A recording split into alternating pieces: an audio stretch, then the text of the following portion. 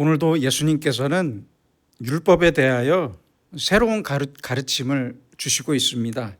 그동안 유대인들이 지켜왔던 십계명이라는 율법을 예수님께서 파괴하러 오신 것이 아니라 오히려 율법의 요구를 완성하러 왔다고 말씀하셨습니다.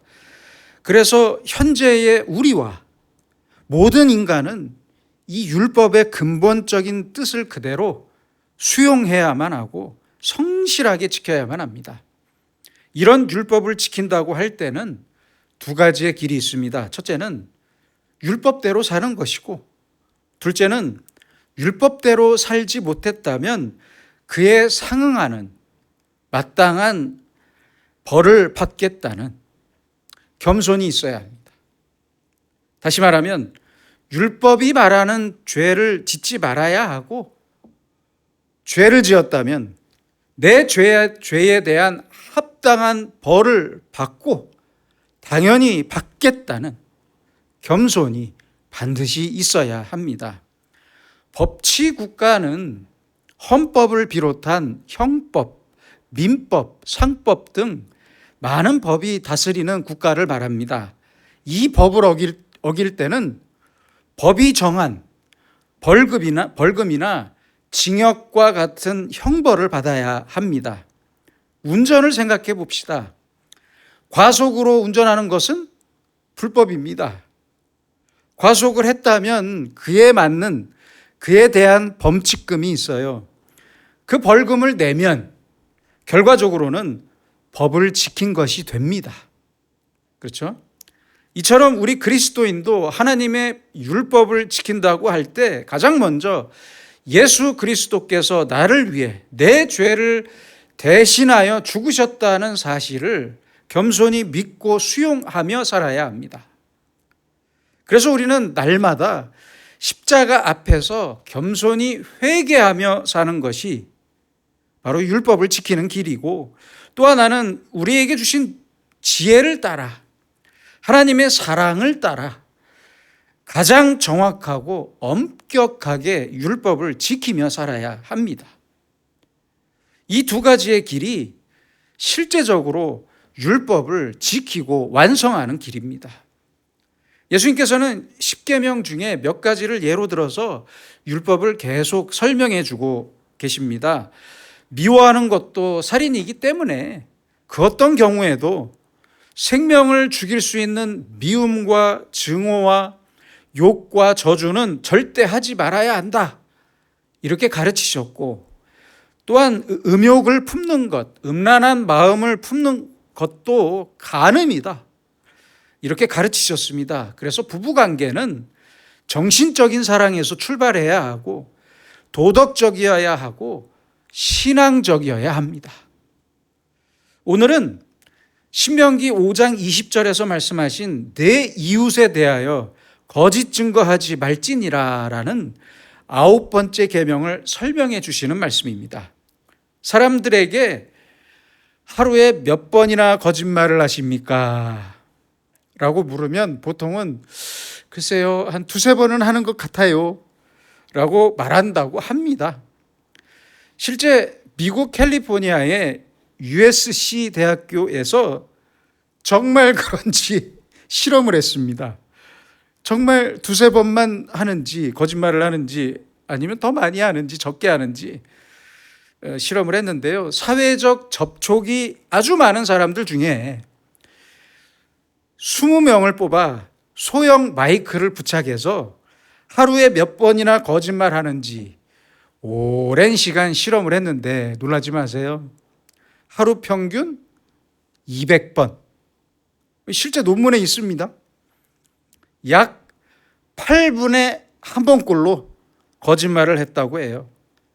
여기에서 가장 많이 했던 거짓말은 차가 막혀서 늦었습니다, 이 말이었다고 하는데요. 미국인들이 더 거짓말을 잘하는 것 같아요. 제가 미국에 유학 중일 때도 보니까 외계인을 만나서 수업에 늦었다는 학생도 봤어요, 제가. 또한 이런 연구 결과도 있었습니다. 네덜란드 암스테르담 대학교 연구팀은 1천여 명을 상대로 연구했는데요. 이게 더 정확할 것 같아요. 이때는 전체 연령대의 거짓말 횟수는 하루에 약 2.19명으로 집계되었습니다. 아무튼 우리는 많던 적던 분명히 거짓말을 하고 살아가고 있습니다. 그게 사실입니다. 거짓말을 대수롭지 않게 생각하고 거짓말을 통해서 자신의 생각이나 행동을 정당화합니다. 정치인들 보세요. 요새 특검에 나와서 수사받는 파렴치한 사람들을 보세요. 이렇게 우리는 거짓이 만연한 사회, 거짓이 진실이 되는 언론의 홍수 속에 살아가고 있습니다. 이러한 우리에게 예수님께서는 오늘 분명히 말씀하십니다. 33절에 보면 헛맹세를 하지 마라. 헛맹세는 거짓 맹세, 즉 거짓말하지 말라는 말씀입니다. 34절에서도 말씀하십니다. 도무지 맹세하지 마라. 도무지. 아예 맹세를 하지 말라고 말씀하십니다. 37절에서는 옳다, 옳다, 아니라, 아니라 하라. 이에서 지나는 것은 악으로부터 나느니라. 사실에 대해서는 예, 아니야, 아니오라고만 말해라. 이보다 더 지나치게 말하는 것은, 즉 거짓말하는 것은 악에서 나오는 것이다 라는 말씀이에요. 그렇습니다. 여러분, 진실은 언제나 간단한 것입니다. 간단해요. 진실은 긴 설명이 필요 없어요. 설명이 없어도 진실이에요. 설명이 길어지는 것은 그 속에 거짓이 담겨 있다는 뜻입니다. 사기꾼들 보세요. 혀가 길어요. 말이 많잖아요. 그래서 맹세하지 말라는 말씀은 거짓말하지 말라는 말씀입니다. 거짓말은 사람의 인격을 파괴합니다.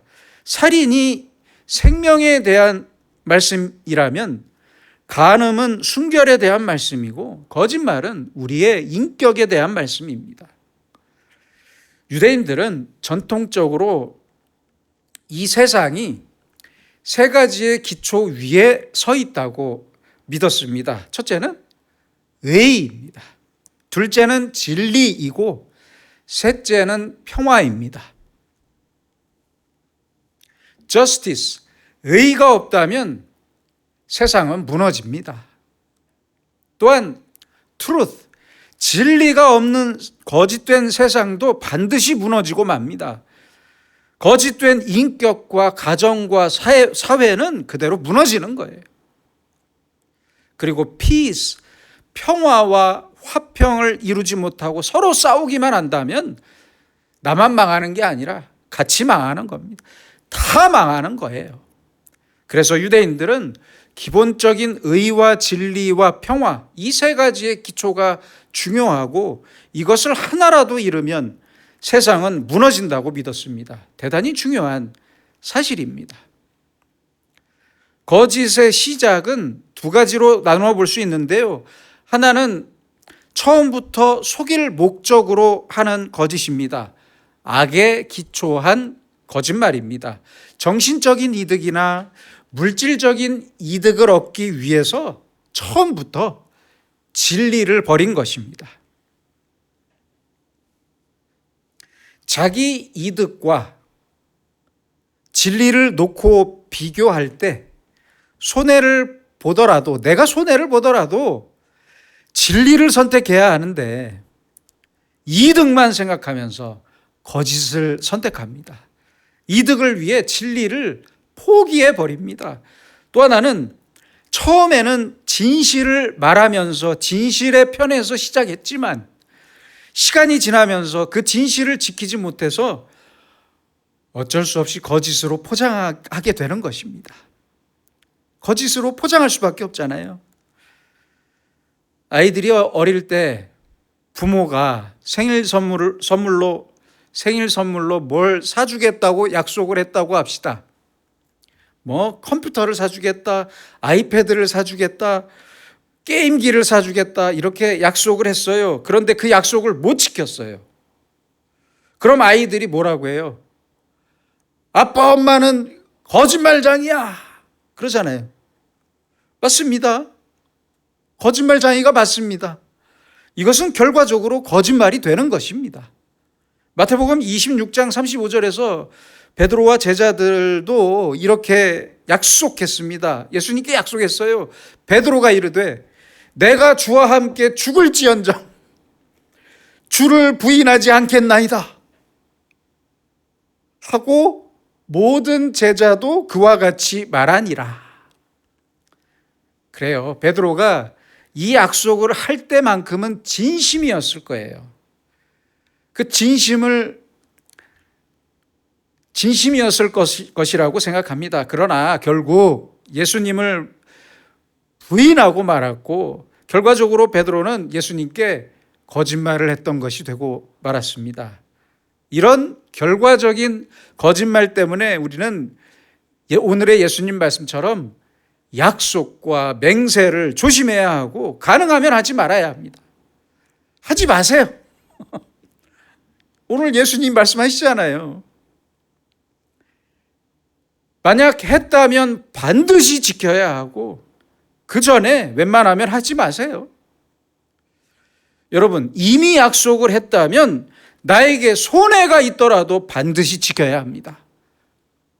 그러니까 함부로 맹세하면 안 됩니다. 약속을 어긴다면 그 인격도 함께 무너지고 맙니다. 유대인들은 자녀들에게 하나님께서 미워하시는 네 가지 모습의 사람을 가르친다고 합니다. 첫째는 남을 비웃는 사람이래요. 인간의 언어에서 부정에 부정을 더하는 문장은 강한 긍정을 의미하게 됩니다. 그렇죠? 예를 들자면 너 이거 하지 않으면 안 된다. 이게 무슨 뜻입니까? 이 말은 이거를 꼭 해야 한다는 말이죠. 어느 교수님이 학생들에게 가르쳤습니다. 언어의 이중 부정은 강한 긍정을 나타낸다. 반대로 이중 긍정이 부정의 뜻을 가지는 언어는 전 세계에 하나도 없다. 그러자 저 뒤에 앉은 학생이 그러더랍니다. 잘도 그러겠다. 잘도 그러겠다. 우리 한글의 힘입니다. 우리는 사람들을 쉽게 비웃습니다. 친구나 가족이 실수로 다치기라도 하면 그럽니다. 잘한다.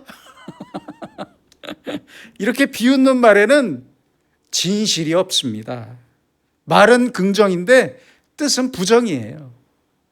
진실과 내 말이 전혀 다른 상황입니다. 이런 사람은 하나님이 미워하신대요. 둘째는 거짓말하는 사람입니다. 오늘 본문과 같은 말입니다. 셋째는 남을 흉보는 사람이고 그 남에게 흉을 들었을 때도 그 흉을 다른 사람에게 쉽게 옮기는 사람이라고 해요. 저 사람이 다른 사람을 흉보는 말을 또 다른 사람에게 살을 붙여서 전달해요. 이것은 아주 나쁜 일입니다. 남을 흉보는 말은 그래서 듣지도 말고 하지도 말아야 합니다. 끝으로 넷째는 위선자래요. 위선도 말과 행동으로 거짓을 말하는 것입니다. 선하지 않은데 선한 것처럼 악하면서 의로운 사람처럼 별일 아닌데 큰 일을 하는 사람인 것처럼 이렇게 자기 자신이나 다른 사람에 대해서 지속적으로 거짓을 말하고 행동하는 사람입니다. 오늘의 예수님께서도 분명히 말씀하십니다. 헛맹세를 하지 말라. 도무지 맹세하지 말라. 맹세는 반드시 진실 위에 기초해야 하고 시작과 과정과 결과가 똑같이 진실해야 합니다. 그런데 너무 쉽게 맹세하는 천박한 맹세가 문제입니다. 그래서 우리는 진실한 생활을 위해서 첫째로 천박한 맹세를 하지 말아야 합니다. 어떤 사람이요? 비가 억수로 쏟아지는 날 다리를 건너가야 하는데, 강에 다리를 건너가야 하는데 이 시냇물이 너무 많이 불었대요. 어쩔 수 없이 다리를 건너다가 이 밑에를 보니까 너무 많이 불어난 물이 아주 다리를 집어삼킬 것 같았대요. 하나님, 제가 이 다리를 무사히 건너가게 도와주신다면 내 재산 전부를 바치겠습니다. 그래서 다시 조심스럽게 건너다 보니까 비가 그치더래요. 괜찮더래요. 그래서 이렇게 다시 기도했답니다. 급하게. 하나님, 제 재산을 절반만 바치면 안 되겠습니까? 그랬더니 갑자기 비가 다시 쏟아지기 시작하고 물이 불어나서 무서워졌다고 합니다. 그래서 또 말합니다. 하나님, 농담도 못합니까? 그랬답니다. 이렇게 생각 없는 맹세, 천박한 맹세가 문제입니다. 또한 회피적인 맹세도 문제입니다. 일단 눈앞의 어려움만 피하고 보겠다는 생각이에요. 2016년에 새누리당 국회의원 중 한 명이 야당이 탄핵을 관철하면 내 손에 장을 지지겠다고 했어요. 누군지는 제가 얘기 안 해도 아실 거예요. 이렇게 말했다가 여론의 문매를 맞고 지금까지 제기를 못하고 있잖아요. 저는 손에 장을 지진다는 사람이 그 손에 장을 지진 꼴을 본 적이 없습니다. 그렇잖아요. 어떤 사람은 자기 말이 거짓이면 내 성을 갈겠다고 해요. 이런 맹세는 천박하기도 하지만 일단 자신의 잘못을 회피해 보겠다는 거예요. 내 손에 장을 지지겠다, 내 성을 갈겠다, 내 말이 거짓이면 내가 벼락을 맞겠다. 얼마나 천박한 말들입니까? 그렇잖아요. 사람들은 쉽게 말하지만 이게 얼마나 무서운 말인지 알아야 합니다. 오늘 예수님께서는 말씀하시잖아요. 하늘에도 맹세하지 말고 땅에도 맹세하지 말고 예루살렘을 두고도 맹세하지 말라고 말씀하십니다. 내 머리를 두고도 맹세하지 말라고 말씀하셨어요. 그런데 우리는 너무 쉽게 하나님의 거룩하신 이름까지 들먹이면서 맹세를 합니다. 내 말이 거짓말이면 내가 하나님께 천벌을 받을 것이다. 이런 말도 자주 하잖아요. 이런 맹세를 절대 하지 말라고 말씀하십니다. 이것은 아주 큰 죄악입니다. 율법을 어기는 죄악이에요. 처음부터 자기의 말이 거짓말이라는 것을 본인도 분명히 알고 있었으면서도 그것을 회피하기 위해 급하게 맹세합니다. 자신의 거짓을 위장하기 위해서 또 다른 거짓으로 지키지 않을 맹세를 하는 사람들이 많은데 그러지 마세요, 제발. 그럼 안 됩니다. 우리는 항상 진실 앞에 겸손해야 하고 진실만 말하며 살아야 합니다. 진실은 그대로 진실일 뿐입니다. 둘째로 우리는 정확한 진실을 지키기 위해서 때로는 나의 손해도 각오해야 합니다. 실화입니다. 어떤 목사님이 작은 교회에 담임 목사로 가기로 약속이 되어 있었어요. 본인이 약속을 했어요. 그런데 더 큰 교회에서 담임 목사로 와달라고 청빙을 했나 봐요. 그래서 작은 교회와의 약속을 어기고 큰 교회로 갔다고 합니다. 어떻게 된 줄 아세요? 몇 년 후에 그 교회에서 쫓겨났습니다. 또한 미국 캘리포니아의 큰 대형 교회 담임 목사였던 어떤 목사님은 교회와 아무 상의도 없이 갑작스럽게 한국 큰 교회의 담임 목사로 들어왔습니다. 한국에서도 교회 헌법을 무시하는 행동으로 그 목사님이 한국에 와서도 교회 헌법을 무시하는 행동으로 빈축을 샀고 미국의 교인들은 큰 충격에 빠졌으며 10년 넘게 큰 분쟁으로 진통을 겪었다고 합니다. 누구 잘못입니까? 목사 잘못입니다. 대체 왜 이러는 겁니까? 자기 눈앞의 이득만 생각하면서 의리와 약속을 쉽게 버렸기 때문입니다. 이러한 일들은 대단히 유감스러운 일이고 하나님 앞에 죄가 되는 일입니다. 그래서 우리는 진리와 진실과 성실을 가장 우선적으로 생각해야만 하고 가장 무겁고 소중하게 지켜야 합니다. 진실과 성실을 지키기 위해서 그래서 내 손해를 감수할 줄 알아야 해요. 셋째로 진실은 하루아침에 도달하는 것이 아니라 오랜 시간 쌓여져야 하는 것입니다. 축적돼야 하는 것입니다. 저 사람의 약속은 믿을 수 있다. 이런 믿음은요, 하루아침에 생기는 게 아니잖아요. 상당한 시간과 상당한 행동이 쌓여진 결과입니다. 개인적인 말씀이라 죄송하지만 제 친구 중에도 만나기로 한 시간에 꼭 늦는 친구가 있어요. 항상 늦어요. 그럼 다른 친구들이 그럽니다. 그 친구만 안 왔으면 다 모인 거다. 그냥 밥 먹자.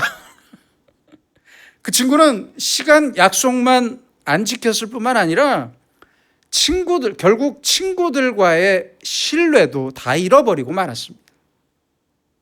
예배도 그렇습니다. 예배의 시간은 서로의 약속입니다.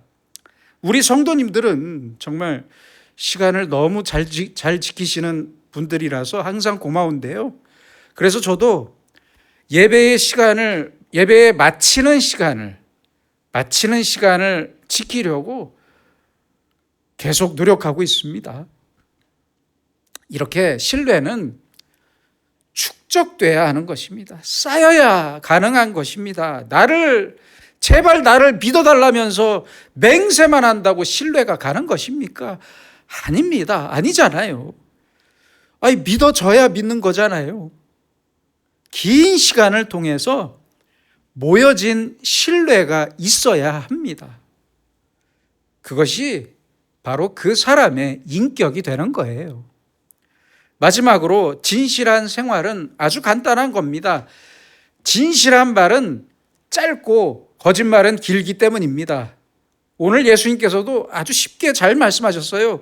옳다, 아니라 하라. 영어로 말씀드리면 yes면 yes, no면 no라고 말하면 됩니다. 다른 말 필요 없잖아요. 여러분, 이렇게 진실은 간단한 겁니다. 네, 아니오입니다. 말이 간단해지면 행동은 더욱 선명해집니다. 그렇잖아요. 이러한 선명하고 진실한 믿음과 우리의 생활을 위해서 우리는 날마다 거짓을 떠나야 하고 가장 확실한 진리이신 예수님의 십자가를 언제나 내 마음에 품고 날마다 겸손한 마음, 진실하고 성실한 마음으로 살아야 할 것입니다. 기도하겠습니다. 신실하신 아버지 하나님, 구약의 예언을 십자가로 이루신 주님의 신실하심을 바라봅니다. 주님의 완전하심과 신실하심을 따라 우리도 진실하게 살길 원하오니 날마다 가장 겸손한 마음으로 변덕스럽고 거짓된 나의 말과 행동을 버리면서 오직 성실하게 주님의 말씀을 따라 살고 주님만을 믿고 조용히 기도하면서 신실하신 주님의 뜻을 이루며 살아가는 우리 모두가 되게 하여 주시옵소서. 예수님의 이름으로 기도드립니다. 아멘.